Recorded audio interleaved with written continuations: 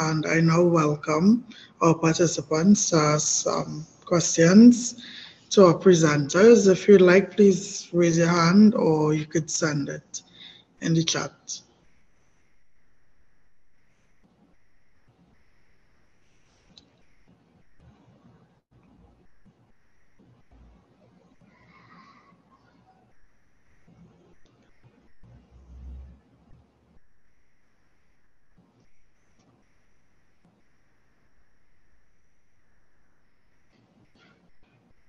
Okay, any questions for presenters? I know earlier on in the chat when, okay, that was a comment.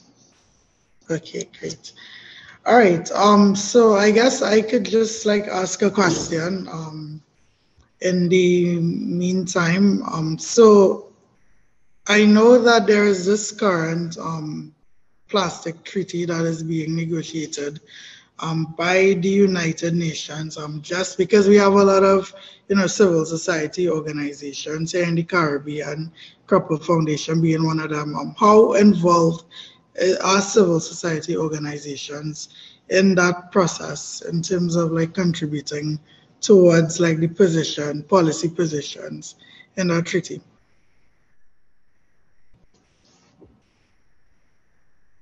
Thank you. Very important. Actually, this resolution that was adopted, also there is a call on the importance to engage that the civil society and all the stakeholders are properly engaged during the process, and this has already been happening in different forms.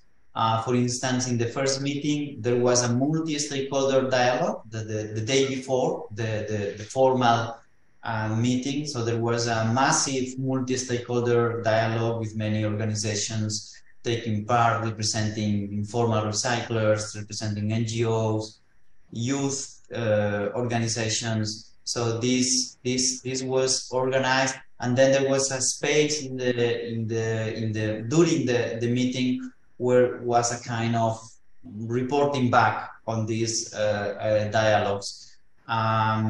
Previous to the last meeting, there was also a period open to provide submissions by any organization can provide and send a submission on what is the position, what is the views on the treaty, or on the elements that you would consider that the treaty and you would like to be reflected. And now there will be an additional period to send this kind of opinions. Also, my suggestion is that you are proactive with your respective governments, because many governments are organizing national dialogues. Most of the governments are doing that, so they are organizing national dialogues with different stakeholders where there is this participation, different sessions in all the countries, so that those representatives that will go to negotiate that have also get this feedback at the national and at the local level, also through the regional organization. So there are different ways how this is happening, and we can share, if you wish, Tirel, I can share with you the links to the organization of all that. Thank you. Thanks a lot for the response. So we have a question from Kathleen, and I'm not sure who she's addressing it to, but both of you all could feel free to tackle it if it falls, within your expertise. What should be the first priority steps to take for a country so what should a country like Trinidad and Tobago, do as in terms of like first priority step, seeing that we haven't had a plastic ban in place, no mandatory plastic separation or recycling, etc. Ronald, I think this may be a little up your field. So what should be Trinidad and Tobago's first priority, seeing that we haven't, achieved these goals? Yeah, for us, I think it's important. So of course, plastic pollution is quite significant, but I think it's more significant for us to have a national strategy for waste management on the whole that includes circular economy that includes the 3 Rs, the employment of the waste management hierarchy. And so Trinidad has not had a waste management strategy, and therefore we operate on an ongoing fighting fires basis, dealing with the problems as they arise. And I think that is in essence detrimental to, you know, the long-term approach. So I think there's definitely a need for a national strategy. Why don't we have a national strategy at this point? You know, that's a question I'm not too sure I can answer, but I think it's important for people, for the public to get involved and to demand better waste management, to demand more opportunities for recycling and so, and, you know, to talk about the issues that affect us. When you drive into Port of Spain, you know, the mounting of waste at Beetham there is becoming more visible. It is an eyesore, but more than an eyesore, it is a huge environmental problem. But we remain quiet on those issues. And, you know, with all the other activities that government is involved in, waste management is still a very low priority. So unless we, you know, voice our concerns and make the demands, then I think, you know, we're not going to solve the issues that face us. And I mean, I guess this question kind of like piggyback from the statement that you would have just made. But, you know, recently I had the opportunity to travel to a few countries like Canada and the UK and stuff and see a bit of their waste management systems and how they have taken proactive steps like outlawing the use of plastic bags in like retail activity and so forth. From your perspective, why, like, you know, isn't that approach? And I guess it also adds on to Kathleen's question. Why is it that the Caribbean is so slow to adopt such, some people might think, radical approaches? Simple things like, you know, outlawing the use of plastic bags where possible and so on. Why is it still, is it a cultural thing, do you think, or just like a political will? Like, what is that dynamic? I think that's where we need to separate the rest of the Caribbean from countries like Trinidad. So Trinidad is particularly behind with respect to that. The Caribbean has been quite leading the way, actually, in terms of bans on single-use plastics. So as I would have mentioned in my presentation, Antigua and Barbuda in 2016 would have been the first country in the region to implement bans. And since then, a number of other countries have. Trinidad has discussed it, but I think one of the challenges with Trinidad is that our manufacturing and our commercial sector has quite a large voice. And we, as a people, we sit back. We just sit back and let these things happen. We don't make our voice heard sufficiently. And because of that, you know, things are not happening as quickly as they need to. That, in my opinion, is, you know, one of the challenges that we face as a country. Yeah, it'll be good to hear Jodi's from a global perspective, Jodi's view as well. Nice. So Jodi, I'll give you the floor, and then Ryan, I see your hand up. We'll come to you, and Adine, I see you also have a question. So, Jodi, do you have anything that you'd like to add?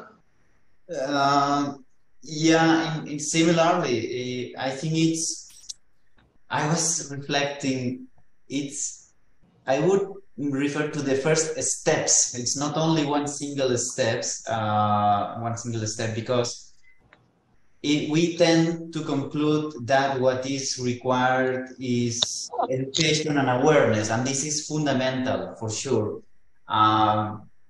Sometimes I feel that some governments, when they refer to this, is like, okay, we will solve this in the future when people is educated. Okay, yes, for sure, we need to raise awareness, we need to educate, but we also need to take action now, and between all those that private sector, government, and citizens in a collective way, because everything is connected. We really need, this is fundamental to have a kind of policy plan, like Ronald was mentioned, where all the different measures that in a country that reflects the vision and the targets and the goal and the instruments and the budget that will be applied to solve this issue. Not only for plastics, because talking only about plastics is a little bit artificial, because in our households, plastics is mixed, and our behavior towards plastic is the same that we may have with metals and other materials. I know that plastics is a specific concern, but the solution is a little bit wider and the problem is a little bit wider. How do we finance the required investments? Of course, we have some instruments that needs to be put in place, but also we, and I am seeing an interesting question here about the relation with other utilities. Why people is willing to pay for the mobile phone or for energy or water, and is not so willing to pay for the cost of waste management, and accordingly it's difficult in many countries, not only in the Caribbean, in many countries, to implement a fee for the waste management service. And then this is a big question. So that's why we need to work together with incentives, but also with an awareness of why this is important, why this is a problem, why there is a cost behind, a direct cost, but also the cost of inaction is very important, as we mentioned. If we do not invest here, we will face, and at the end of the day, we are paying, but in a different way, right? With the health and with the cleanup and so these many things. Sorry, I extended a little bit too much, but we like to talk about this. Tyler, no, that's fine. Thank you so much for sharing the view. So Ryan, I know you have your hand up, and then we'll get to audience questions. So Ryan? So I have two somewhat hard questions, right? So one of my concerns has to do with business model innovation. Ryan, sorry for interrupting, but could you speak up a little bit? The audio a little muffled. Oh, hold on. Yeah, can you hear me better? Yes, much better. Okay, cool. So, so I have two somewhat hard questions. One is about data on like business model innovation for this particular topic, because we have to basically wait as the government grapples with its legislative and implementation challenges as usual. Where can, let's say, young entrepreneurs find financing, or what organizations do you think young entrepreneurs should look at in terms of creating a private sector solution to plastic pollution? And do you think the business community is concerned that should we switch over to a more sustainable type of product for foodstuff, because foodstuff is generally what we do create a lot of pollution from, especially on like beaches and stuff.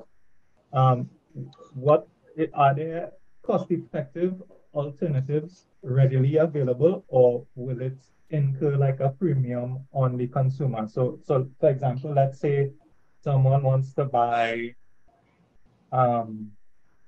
food somewhere, right? And instead of getting a plastic container, they get a more sustainable alternative. Would that incur a higher business cost on the consumer and thereby impact the business a little bit negatively at first, in our context? Right, so that's my two questions. All right, who wants to tackle it? See, Ronald. Yeah, I can. Thanks, Ryan, for the questions.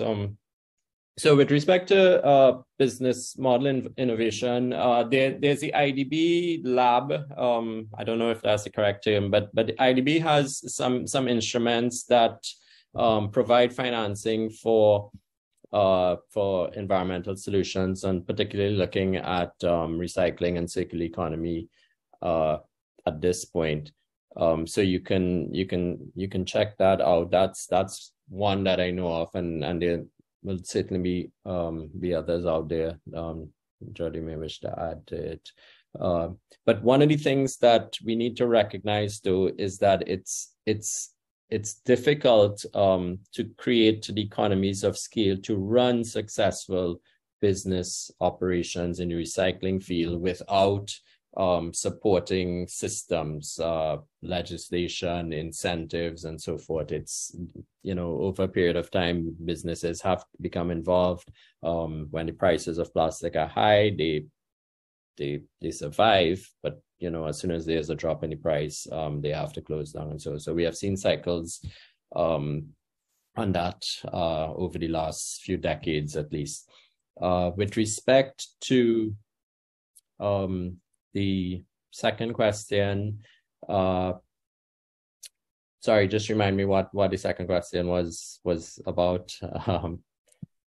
So it's about the cost that the consumers might right. Yes, face. the cost. Yeah. So with respect to the cost, again, it's a question of having a level playing field. If everybody has to pay the cost, then there's no financial disadvantage between one and the other. So in countries where styrofoam has been banned, then everybody has to pay for the alternative.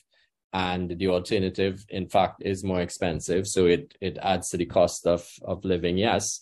But we have to look at the other side of the coin, where there's a lot of hidden costs now that government pays that ultimately you pay for because of having to do environmental cleanups, having to clean the beaches, the sides of the roads, having to remediate landfills, and so that we're not sufficiently taking into account now.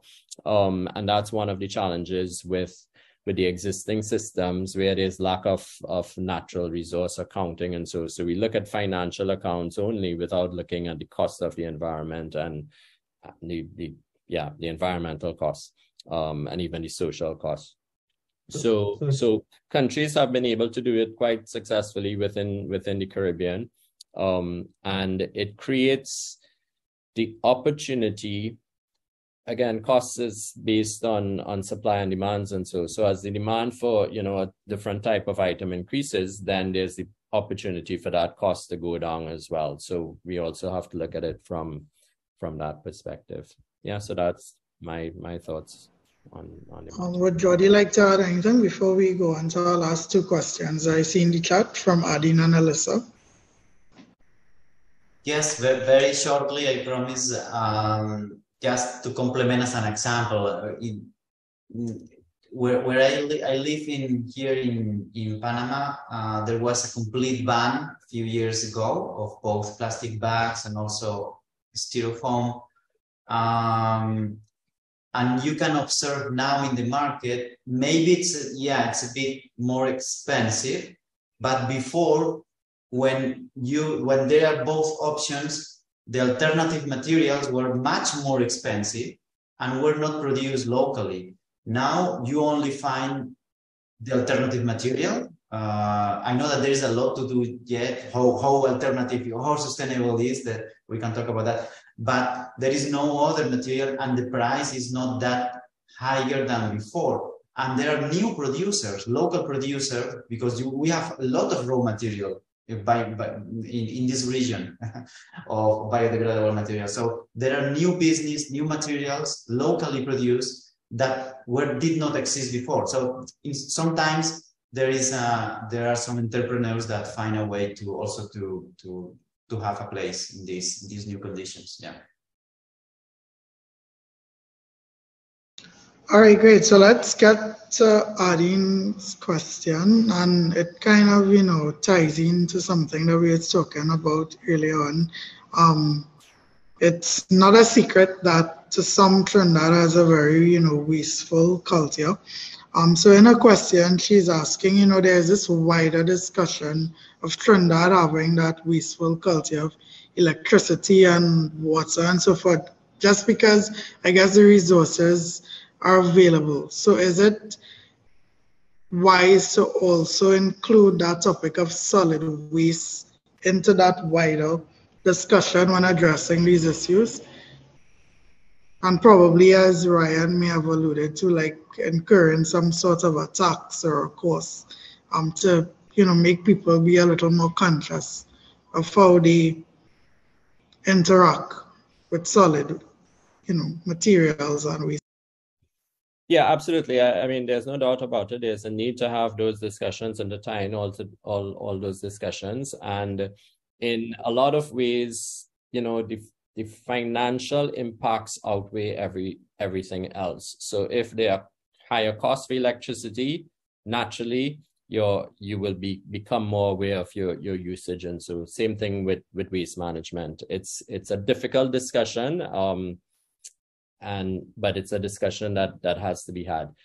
Just recently, and when I say recently, a few years ago in Barbados, they implemented a waste management fee. So on top of you have to pay a water fee, you have to pay electricity bill, and you have to now pay a waste management fee. And they were able to do that with minimal repercussions. Of course, everybody will complain about it in the first month or so. But then when people recognize that with that fee comes an improved service, then they become satisfied that their money is going to good use and so on. That is something that we have to demand here in Trinidad as well. It's also a problem in a number of the other Caribbean islands, even in the OECS, where I'm involved in a project now. There are discrepancies between how waste management is paid for. So in 2 of the OECS countries, there's actually a fee for waste management, and the others there isn't. So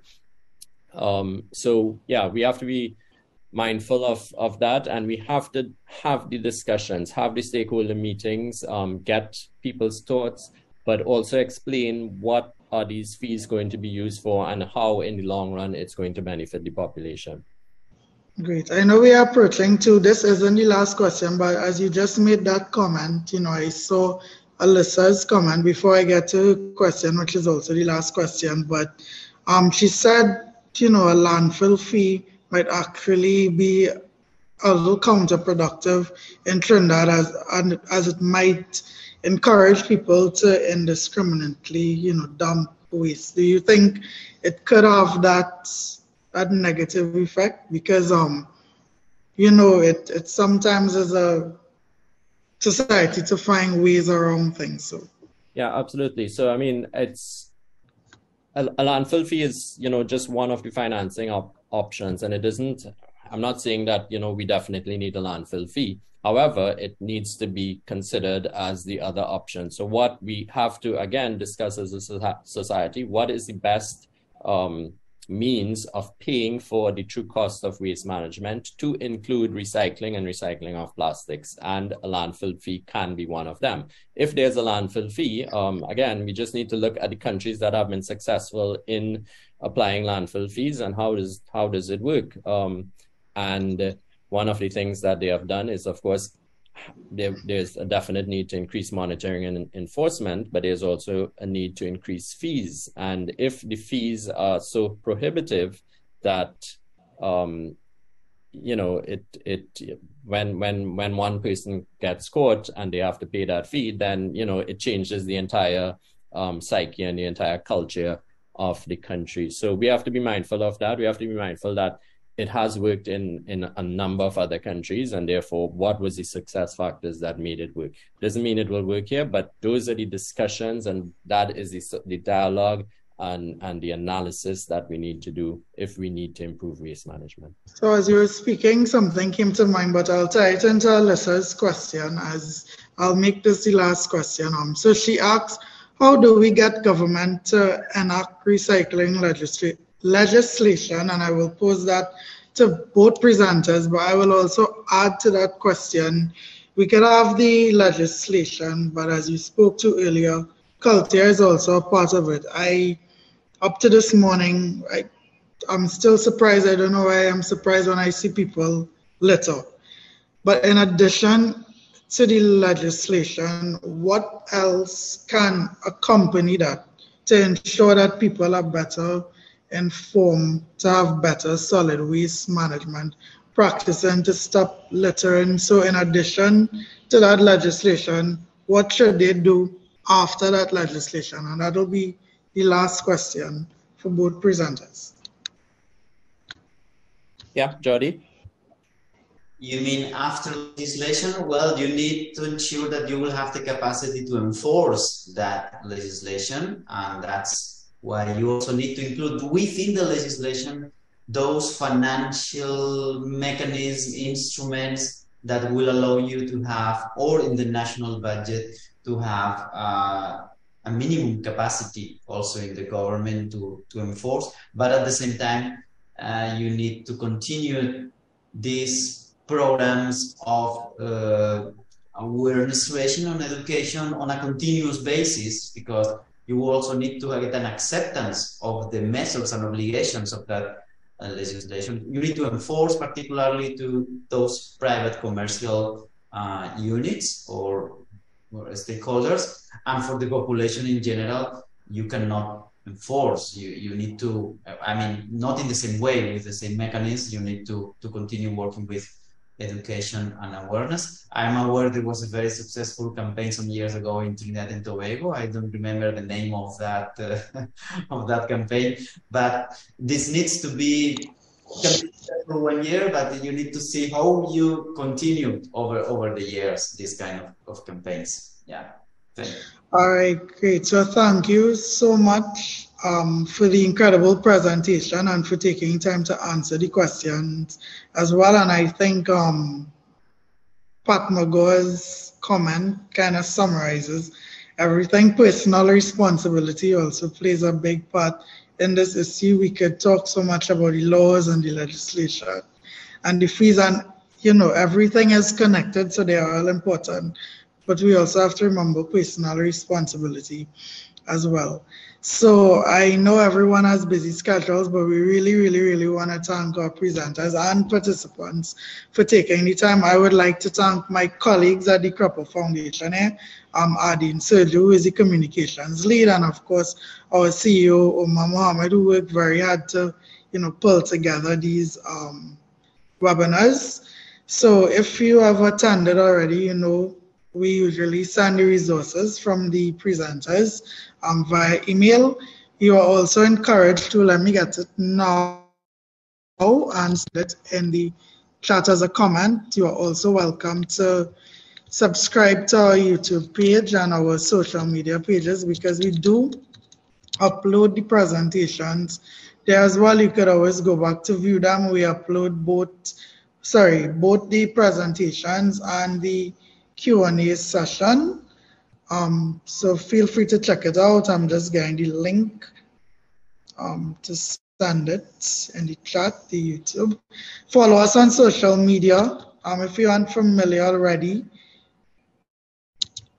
follow us, Cari-Bois News on Instagram, Cari-Bois News on Twitter, Cari-Bois Environmental News Network on Facebook, and we have been encouraging people, if you have attended these webinars and maybe get a story idea of a story we could tell, something we could report on, an interesting perspective, please send it to us, or even just for a webinar topic. Okay, so look out for our next set of webinars. Will be in August. We are doing it on a bi-monthly basis. So we look forward to seeing you there. Thank you so much. I see everyone is singing praises to our presentations, as they should. Presenters, and Omar is sending some of the links. So enjoy the rest of your afternoon, and thanks so much again for being here. Thank you all. Everyone. Thank you. Thank you very much. Bye. Thank you very much. Bye. Thank you.